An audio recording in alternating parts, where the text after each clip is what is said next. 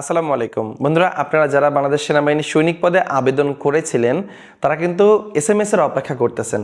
So আপনাদের মাঠ বিষয়ে আজকে আলোচনা করব। আপনাদের মাঠ কবে নাগাদ হতে পারে এবং মাঠে যাওয়ার পূর্বে আপনারা কি কি প্রস্তুতি নিতে হবে এই বিষয়গুলো মূল ভিডিও আলোচনা করার পূর্বে ছোট্ট একটা রিকোয়েস্ট থাকবে, আপনি যদি আমাদের এই চ্যানেলের নতুন দর্শক হয়ে থাকেন তাহলে অবশ্যই চ্যানেলটি সাবস্ক্রাইব করে রাখবেন। আর এই ভিডিওটা যারা আমাদের Facebook page govt job circular থেকে দেখতেছেন তারা অবশ্যই আমাদের পেজটাকে ফলো দিয়ে রাখবেন। আমরা মূল টপিকে আসি।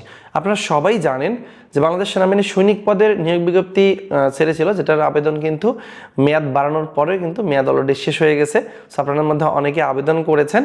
সো ছেলে মেয়ে যেহেতু উভয় আবেদন করেছেন তাদের একটাই প্রশ্ন থাকবে যে আপনাদের মাঠ কবে হতে পারে। আপনাদের মাঠ কিন্তু যেহেতু নির্বাচন হয়ে গেল, রিসেন্ট নির্বাচনের পরে কিন্তু হওয়ার সম্ভাবনা আছে এবং আমি আগে এই কথাটা কিন্তু আমি আগে বলেছিলাম। সো আগামী 1 থেকে 2 মাসের মধ্যে আশা করি আপনারা এসএমএস পেয়ে যাবেন। তবে রমজান মাসে যদি এসএমএস নাও আসে তাহলে কিন্তু রমজানের পরপরই আপনাদের এসএমএসটা আসবে ইনশাল্লাহ। আপনারা মোবাইল নাম্বারটা খোলা রাখবেন। আবেদন করার সময় যে নাম্বারটা আপনি ব্যবহার করেছিলেন বা আপনারা ব্যবহার করেছিলেন ওই নাম্বারটাতে কিন্তু মূলত আপনাকে এসএমএস করে জানিয়ে দেওয়া হবে আপনার মাঠ যখন হবে ঠিক তার 72 ঘন্টা পূর্বে। সো মাঠের প্রয়োজনীয় যে প্রিপারেশন সেটা বলবো, আপনি যখন মাঠের এসএমএস পাবেন, এসএমএস পাওয়ার পর কিন্তু আপনাকে আপনার যে প্রয়োজনীয় ডকুমেন্টগুলো আছে, ধরেন সার্টিফিকেট, মার্কশিট, আপনার যে প্রশংসাপত্র, এডমিট কার্ড, রেশন কার্ড, ছবি, এই জাতীয় যে কাগজপত্রগুলোর কথা সার্কুলারের মধ্যে বলা আছে এগুলো কিন্তু আপনাকে অবশ্যই রেডি করে একটা কোড ফাইলের মধ্যে রাখতে হবে।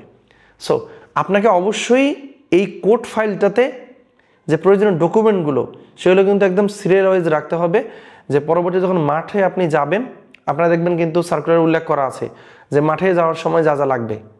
অনেকেই কিন্তু 2-1টা কাগজ যদি শর্ট পড়ে সেক্ষেত্রে কিন্তু আপনারা মাঠ চলতে অবস্থায় বা মাঠ করার পরেও কর্তৃপক্ষের নির্দেশ মোতাবেক আপনারা তখনও এই কাগজগুলো তাদেরকে দিতে পারবেন কর্তৃপক্ষকে। সো অনেক সময় অনেকেই বলেন যে ভাইয়া এগুলো তো মাঠের পরেও নেয়।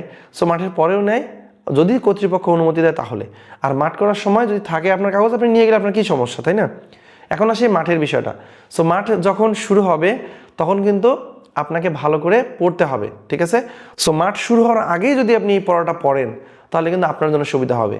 আর মাঠে কিন্তু বাংলা, ইংরাজি, গণিত, সাধারণ জ্ঞান এবং আইকিউ বিষয়ে প্রশ্ন আসে। সো এই বাংলা, ইংরেজি, গণিত, সাধারণ জ্ঞান এবং আইকিউ বিষয়ে যে প্রশ্নগুলো আসে এই প্রশ্নগুলোর জন্য যদি আপনি ভালো প্রিপারেশন নিতে চান, আমাদের কাছে দেখতে পাচ্ছেন বাংলাদেশ সেনাবাহিনীর সৈনিক পদের জন্য আপডেট চূড়ান্ত সাজেশন আছে, যেখানে বাংলা, ইংরেজি, গণিত, সাধারণ জ্ঞান এবং আইকিউ বিষয়ে A to Z দেওয়া আছে এবং এখানে কিন্তু নমুনা প্রশ্ন সহ আপনার নমুনা যে ভাইভাগুলো আছে সেগুলো দেওয়া আছে। এটা পড়লে মোটামুটি আপনার একটা প্রিপারেশন হবে। যারা নিতে চান তারা স্ক্রিনে দেওয়া হোয়াটসঅ্যাপ নাম্বারে যোগাযোগ করে 100 টাকা পেমেন্ট করে, আমাদের সাজেশনের মূল্য কিন্তু 100 টাকা পেমেন্ট করে আপনারা এই সাজেশনটি এখন থেকে নিয়ে কিন্তু ভালো প্রিপারেশন নেবেন। সময় কিন্তু হাতে কম, আপনারা অপেক্ষা আছেন কবে এসএমএস পাবেন তারপর নেবেন, এই কাজটা করিয়েন না। যত তাড়াতাড়ি সম্ভব আপনারা প্রিপারেশন নেন, ঠিক আছে? আর ভালো প্রিপারেশন নিলে আপনারও কনফিডেন্স বাড়বে এবং আপনিও মানে মোটামুটি দৃঢ় মনোবল পাবেন যে ইনশাল্লাহ ভালো কিছু হবে। সো চেষ্টা করবেন দ্রুত সাজেশন নিয়ে সংগ্রহ করে এখন থেকে ভালো করে পড়ার। আর একটা বিষয় বলবো, মাঠে যখন যাবেন তখন আপনাকে যখন মাঠ করার জন্য আপনি ঢুকবেন তখন থেকে শুরু করে পুরো মাঠের কার্যক্রম কিন্তু আপনাকে নজরদারিতে রাখা হবে, ঠিক আছে? আমার 2-1টা ভাই ব্রাদার অলরেডি কিন্তু বিভিন্ন জায়গায় বিভিন্ন বাহিনীতে জব পেয়েছে অলরেডি। তাদের কাছে যতটা তথ্য পেয়েছি যে মাঠের যখন প্রিপারেশন হয় তারা কিন্তু যখন আপনি ঢুকবেন তখন থেকে শুরু করে আপনার একদম সব কিছুই তারা খেয়াল করে।